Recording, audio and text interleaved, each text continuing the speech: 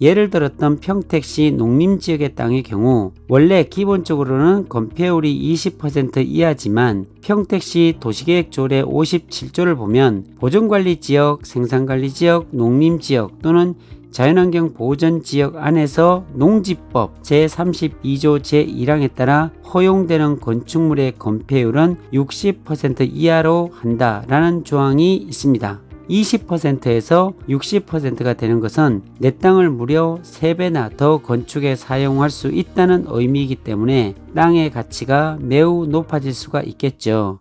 안녕하세요, 오픈마인드입니다. 지금도 여전히 많은 분들은 토지 투자를 합니다.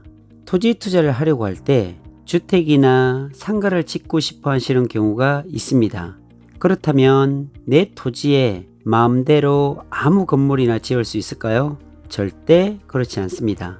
우리나라는 모든 토지마다 용도가 정해져 있고 그에 따라 어떤 건물을 지을 수가 있는지 규제를 하고 있습니다. 저는 토지 투자를 할 때 원형지로 사서 약간의 개발을 통해 땅을 예쁘게 만든 후에 그 땅 그대로 파는 방식을 선호하지만 내 땅에서 어떤 건축물을 어느 정도 규모로 지을 수 있는지에 따라 토지의 가치가 천차만별로 달라지기 때문에 토지의 용도가 무엇인지, 용도에 맞게 지을 수 있는 건물은 무엇인지 꼭 확인해 보아야 합니다. 먼저 건물의 종류를 파악하기 전에 내 땅을 어느 정도의 면적으로 건축에 사용할 수 있을지를 알 수 있는 건폐율과 용적률에 대해서 잠깐 설명드려 보겠습니다. 건폐율이란 건축물이 차지하는 수평의 면적, 그 중에서도 가장 큰 면적이 토지 면적에서 차지하는 비율을 뜻하는데요. 내 땅이 100평이어도 이 100평 전부를 사용해서 건물을 지을 수 있는 것이 아니라 정해져 있는 비율에 따라 건물의 바닥 면적이 정해지는 것이죠. 그렇기 때문에 건폐율을 통해 내 땅에 세울 수 있는 건물의 크기를 알 수 있습니다. 예를 들어 내 땅이 100평이고 건폐율이 40%라 했을 때 공식에 따라 건축 면적은 40평이 된다는 것을 알 수 있죠. 건물의 바닥 면적을 결정하는 것이 건폐율이라면 용적률은 건물의 높이를 결정지을 수 있는 요소인데요. 대지 면적에 대한 연면적, 대지에 건축물이 둘 이상 있는 경우에는 이들 연면적의 합계의 비율이 바로 용적률입니다. 용적률이 크다는 것은 건물의 규모, 높이가 크다는 뜻이고 이는 결국 수익성이 높아진다는 것을 뜻합니다. 연면적은 건물 각 층의 바닥 면적의 합인데 지하, 발코니, 주차장의 면적은 제외한다고 합니다. 건폐율과 용적률은 용도 지역에 따라 크게 달라지는데요. 화면의 표를 보시면 용도 지역별로 건폐율과 용적률이 어떻게 적용되는지 알 수가 있습니다. 하지만 토지에 대해 잘 모르시는 분들은 용도 지역의 종류가 너무 많아 매번 이렇게 표를 찾아봐야 하는 어려움이 있어요.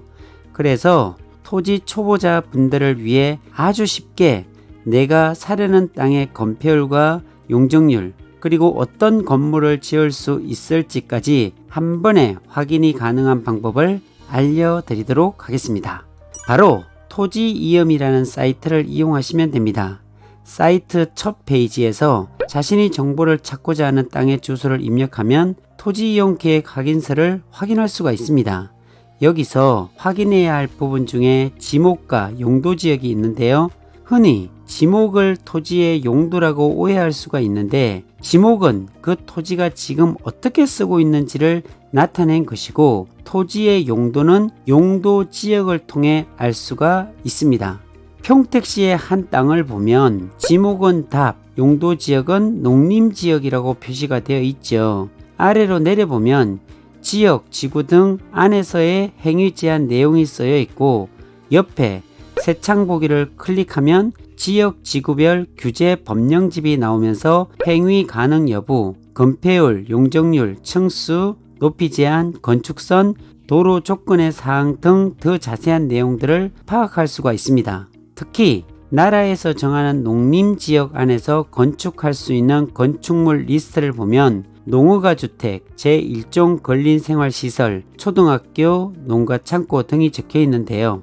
용도지역에서 지을 수 있는 건축물의 종류는 국토계획법 시행령에서 정하고 있지만 법에서 허용하는 범위 내에서 지자체별로 따로 정할 수가 있습니다. 그렇기 때문에 반드시 지자체 도시계획 조례를 함께 알아보아야 합니다. 예를 들었던 평택시 농림지역의 땅의 경우 원래 기본적으로는 건폐율이 20% 이하지만 평택시 도시계획조례 57조를 보면 보존관리지역, 생산관리지역, 농림지역 또는 자연환경보전지역 안에서 농지법 제32조 제1항에 따라 허용되는 건축물의 건폐율은 60% 이하로 한다라는 조항이 있습니다. 20%에서 60%가 되는 것은 내 땅을 무려 3배나 더 건축에 사용할 수 있다는 의미이기 때문에 땅의 가치가 매우 높아질 수가 있겠죠. 이런 식으로 각 지자체마다 조건에 따라 건폐율이 달라지기도 하고 용도지구가 붙어있는 땅일 경우에는 용도지구에 따라 달라지는 사항도 함께 체크해야 하니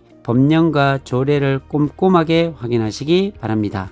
오늘은 토지의 가치를 가장 잘 나타내는 요소들을 알아보았는데요. 토지 투자를 할 때는 생각보다 내 땅인데도 내 마음대로 할 수 있는 일이 거의 없습니다. 그렇기 때문에 많은 공부가 필요한 부분이겠죠. 앞서 말씀드렸듯이 내 땅에 어떤 건축물을 어느 정도 규모로 짓는지에 따라 그 가치가 높게 형성되기 때문에 이런 개념들과 법령들을 잘 숙지하시고 기억하셔서 토지 투자에 도움이 되시기를 바랍니다. 감사합니다.